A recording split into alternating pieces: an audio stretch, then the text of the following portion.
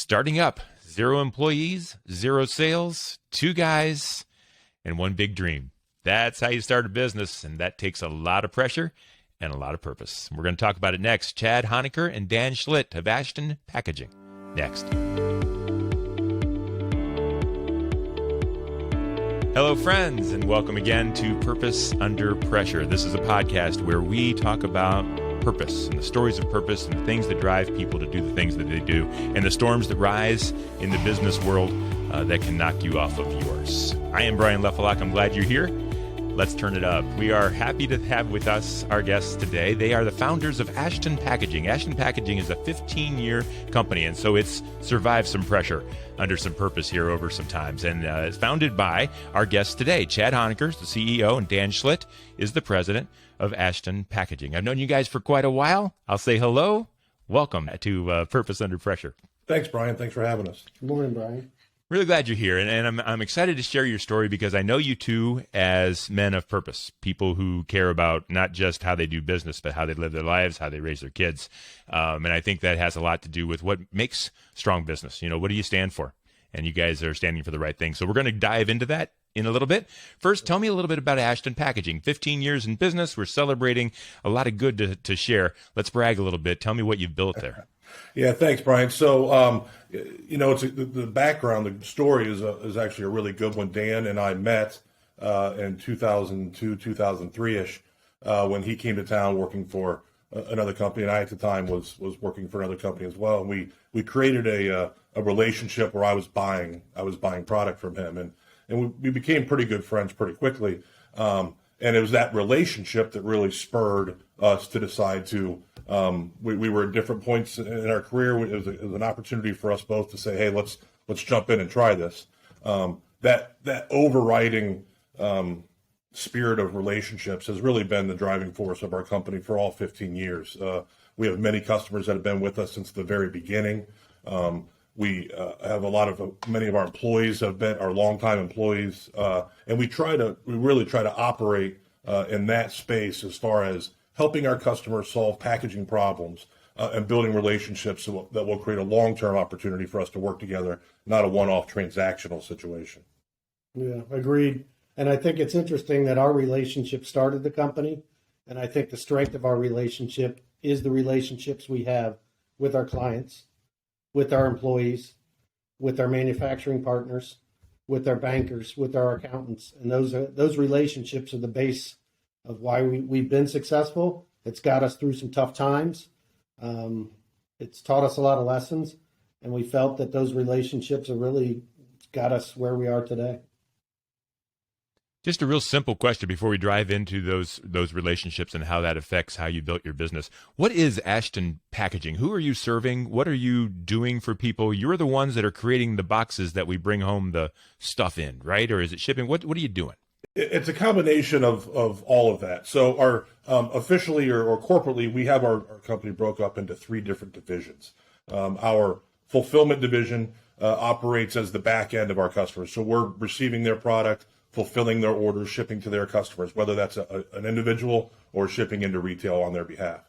The second part of our company is our stock pack division, which is just stock packaging primarily, standard size boxes, shrink wrap, bubble wrap, that kind of thing. The third division, which is really the main crux of what we do, is our custom division, which is really going into our customers from a packaging standpoint. We're designing multi-component POP displays are going into retail. So anytime you go into, really you can go into any store in Ashland or in America for that part right now, and you're going to find some of our displays. We work with consumer products companies, helping them get their product to retail. We work with manufacturing companies, help creating a package that will help their product get there safely. So it's protection area for transit packaging. And there's really everything in between there.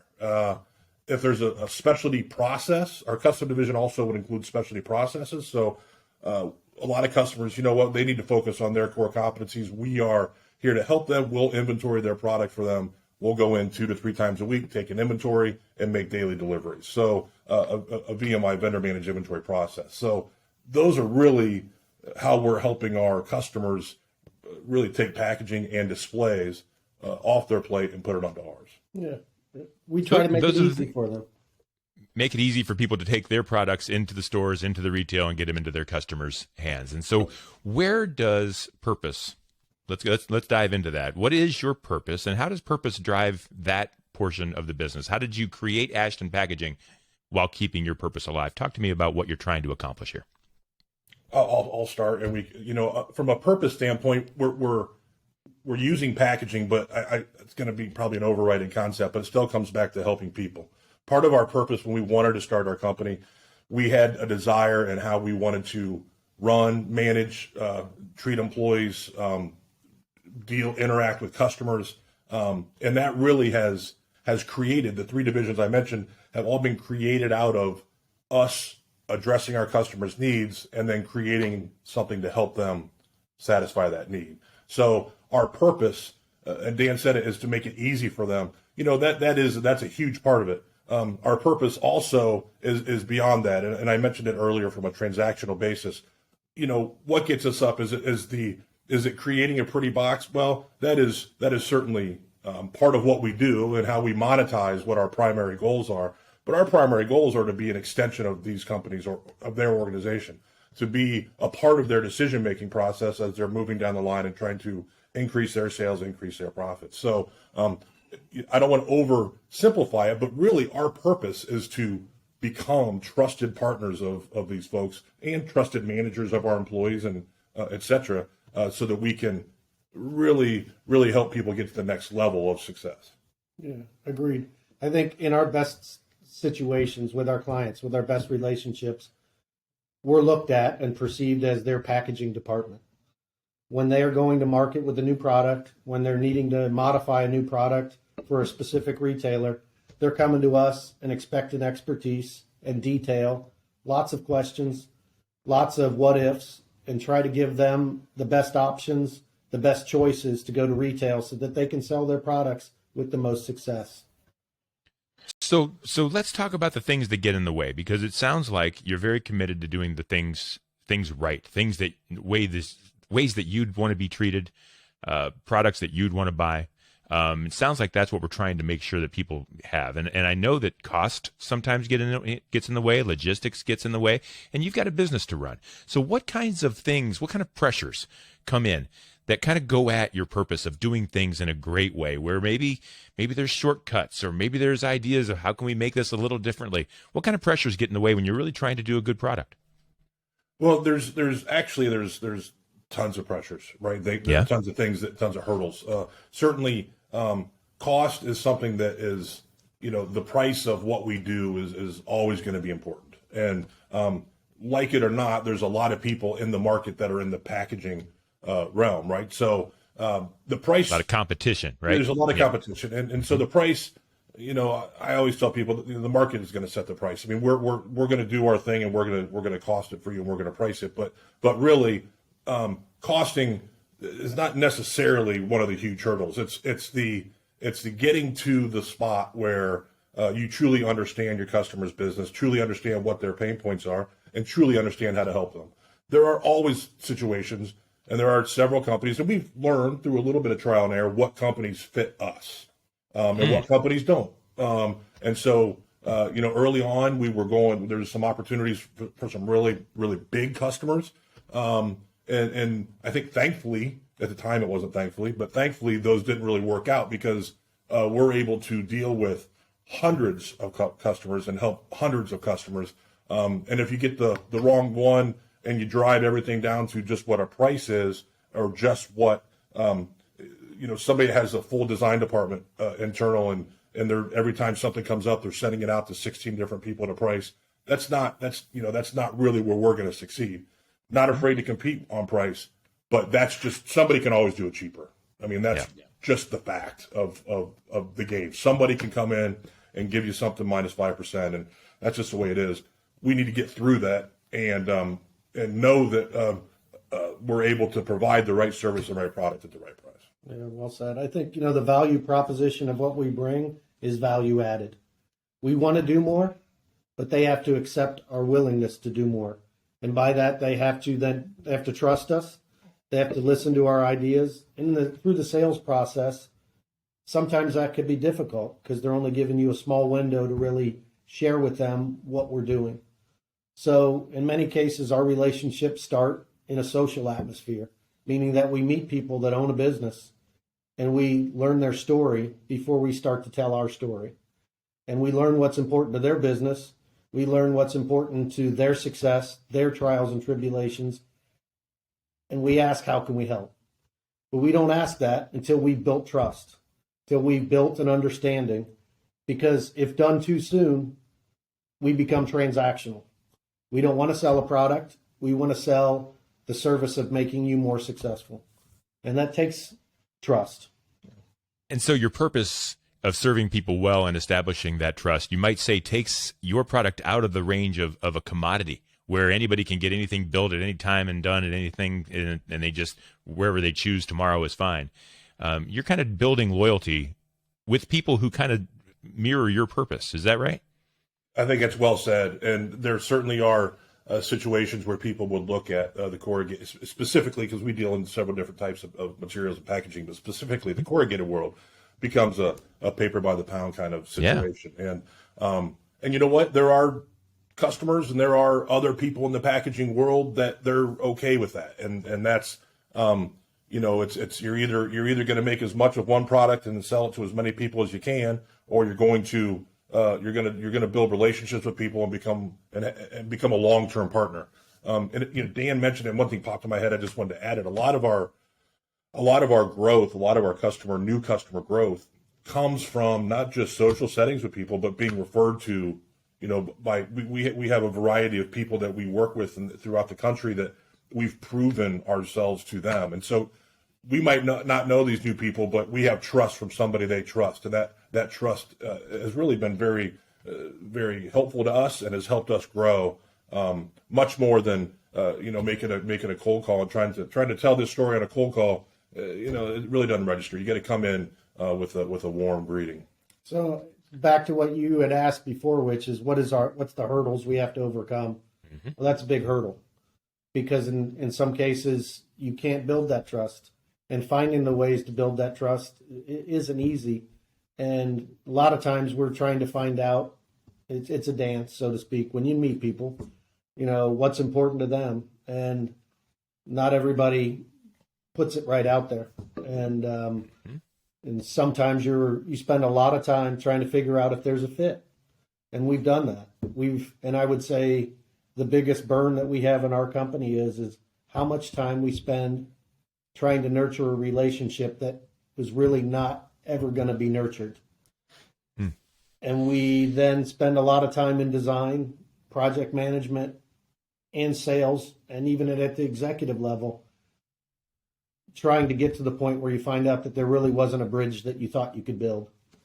What's the easiest way to get to that spot? What gets in the way? What hides that opportunity or masks that opportunity? Is it desire just to help everybody and you kind of overlook? I know in the sales world, man, I can work with anybody, right? And until it comes right down to it where I've got to make a choice to say yes or no.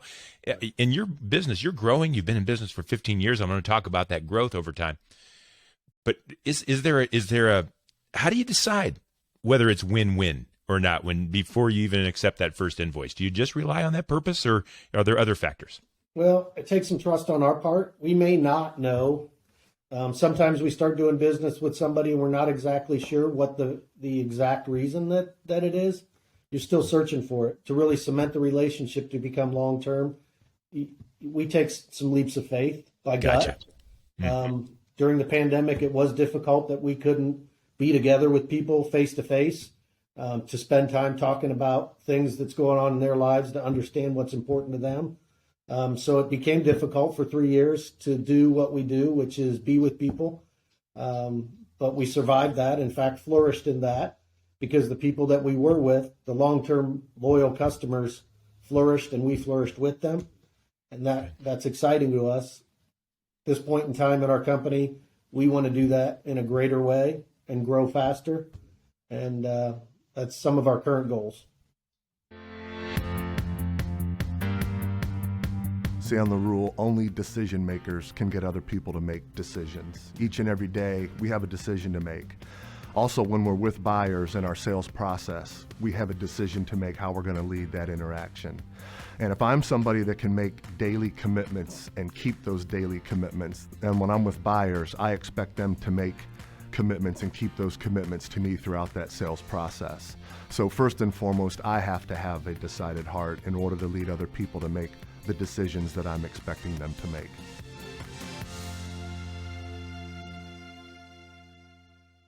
And now you're trying for, that's what businesses do. They grow and the growth becomes larger and it's exponential.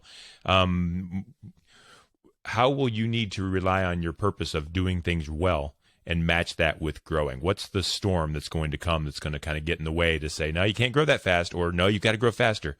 What's going to cause the pressure there? I think what we are really doing right now is going to be an intense focus on trying to grow our business, both externally with new customers and internally with customers that we already are doing business with, that maybe we're not doing all of the business with. And, it was interesting because we did during the pandemic, we had a very successful couple of years during the pandemic, but it sort of turned off normal sales channels because it was just different. Everyone's working from home. You're not, when things were really cranked for us, we were just barely hanging, we're hanging on with the staff we got. I shouldn't say barely hanging on, but we're hanging on because, the trains are running. And, so now we've gotten through that and continued to be solid, but we've added some additional staff, that will help us hopefully, be more efficient in our attack of the market, that will hopefully give us, additional opportunities to get in front of these new customers or existing customers that we intend to grow with. So as much as anything, I don't mean to say like sales. I know a lot of people think sales is kind of like a faucet. You turn it on, you turn it off. It doesn't really work that way. But as the world gets back to a little bit of normalcy here and people are more willing to take opportunities to look at their supply chain and figure out if there's opportunities, we think there are certainly plentiful opportunities for our growth. I'll talk internally. So to grow the business, we need to hire more people. One of the mantras we have is to amaze the customer. So we're looking to hire people that are very focused on the customer experience and carefully want to make sure that they get what they need, even when there's conflict or problems or issues. So as we want to scale our business, we're looking for employees that have the same values, that have the same interest and excitement, that get up in the morning wanting to do something special for our customers. That makes it tough to hire. Hard to even in an interview process to figure out exactly, do you have the same fabric that we want to have as we hire somebody on? And that's values, it's character. We're not in a scenario of short-term fixes or short-term gains. We think for the long term. We work with our customers to help them today, but we're thinking about how we can help them in the future. We're looking for that sort of thought with our employees. And as we're interviewing now, we're finding that to be difficult. Everyone's having trouble with that, and I'm a firm believer that when you run your company right, the right people will come. There's only so many people out there, and so you keep doing it right, and they will show up at your doorstep. I'm wondering, over 15 years, when was it scariest? You started, what is that, around 07, 08? Yeah, right? we started in July of 2007, which yes. Which Tough I guess time to start. If we could have looked into the magic mirror and seen what was coming down in 09, we might have paused. But I'm glad you didn't. Yeah, well, thank you. There was, and that wasn't the only time. There's definitely a series of events through the company that throughout the life of the company that have been been challenging. Give me an example. Give me an example of when it was really hard. And you had to really rely on that purpose to get through. Yeah, a specific example. I guess what I'll start with. I'm going to stay with the first couple of years of the company. The first couple of years of the company when we were getting started, we didn't have a customer. We didn't acquire a company. We started from ground zero with zero sales, zero employees, and just a couple of ideas. And and every startup kind of has the same story when we were basically living off of our own savings, if you will, for the first couple of years. And so when you go home and tell the family, and Dan was in the packaging world. I was not. I was an accountant who came through the publishing world. So, going to the family, I'm gonna quit this job and I'm gonna start a packaging company. By the way, I'm not going to take a salary for 2 years, and it's going to be okay. So sure. You got to have a lot of trust, and that purpose of we prayerfully considered what we're going to do. We went through the goods, the bads, and we both just really felt deeply that this was going to be the right thing to do.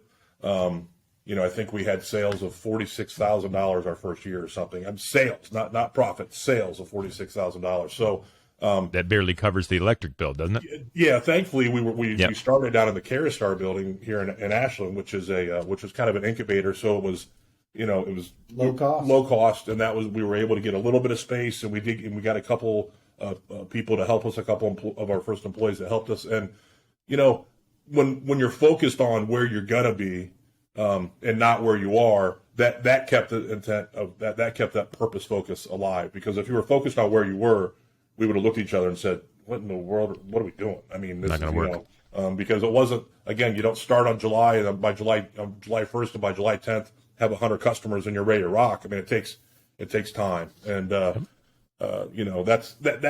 really was a big part of how we got to where we were. Is those first couple of years really digging in and seeing where we could go. So was there ever a time, can I follow up real quick, Dan? Was there ever a time where you thought you made the wrong decision, Chad, and maybe said, I'm going to head back into that accounting world? This is nuts. No, there wasn't. Good. There were definitely some challenging times, some sleepless nights, some, staring at the sky saying, okay, what do we do now? But not a time where I thought, man, this is not it. Not a single time. Dan, what about you? So I'll go fast forward a little farther in our story of our company. And along the way, we had to grow. We had made an acquisition, brought on another partner, then had another partner, a big manufacturing partner. And all the way, that helped us grow, helped us learn, made us better. We failed some, we grew some, we learned some.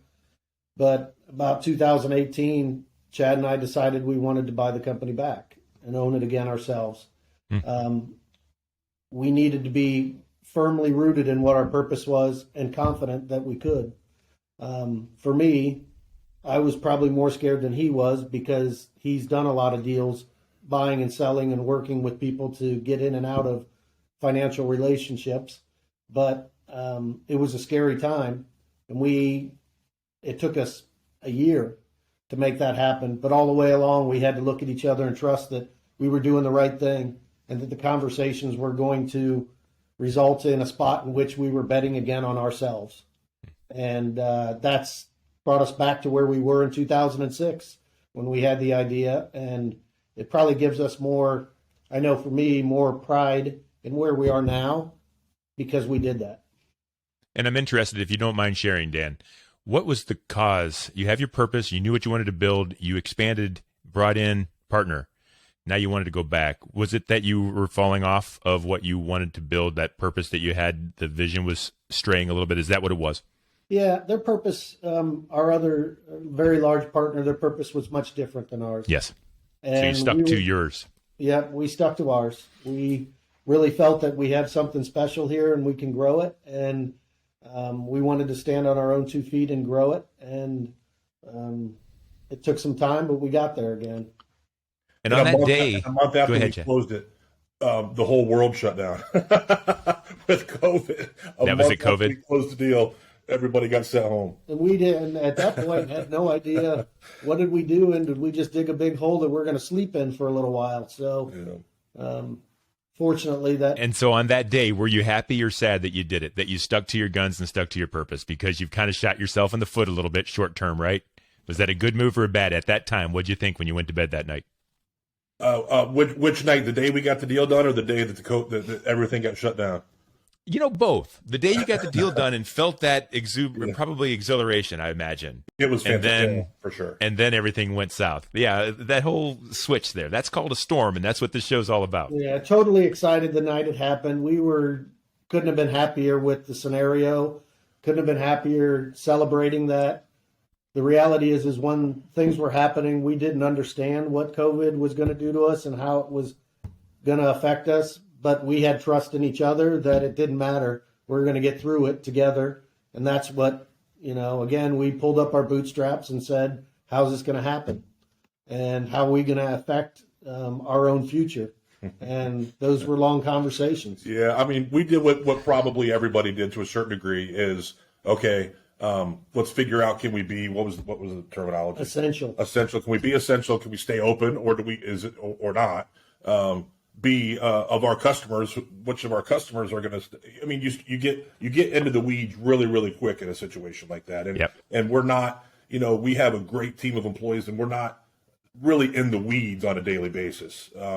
But there was about a month there, March of 2019, that we were living in the weeds trying to figure out what was going to happen. And it was thankfully for us, and I don't say, I know a lot of companies were really, really hurt by that process, and I feel for them, and I can't even imagine. But for us, we had about a month of uneasiness, and then several of our customers immediately their volume increased substantially, and it was really through it was a God thing. It wasn't through us. We didn't do anything different. It just happened, and it turned out to be what could have been the worst time turned out to be the best time.